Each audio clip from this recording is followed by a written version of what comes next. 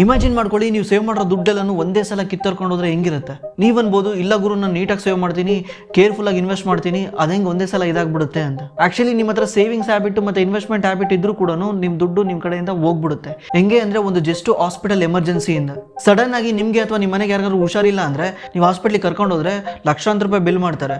ಅವಾಗ ನೀವು ಸೇವ್ ಮಾಡಿರ್ತೀರಲ್ಲ, ಆ ದುಡ್ಡನ್ನ ನೀವು ಇಲ್ಲ ನಾನು ಫ್ಯೂಚರ್ಗೋಸ್ಕರ ಎತ್ತಿಡ್ತೀನಿ, ಲಾಂಗ್ ಟರ್ಮ್ ಥಿಂಕ್ ಮಾಡ್ತೀನಿ ಅಂತ ಹಿಡ್ಕೊಂಡು ಕೂತ್ಕೊಳಕ್ ಬರಲ್ಲ. ಅದನ್ನ ನೀವು ಆ ಎಮರ್ಜೆನ್ಸಿಗೆ ಯೂಸ್ ಮಾಡಲೇಬೇಕು.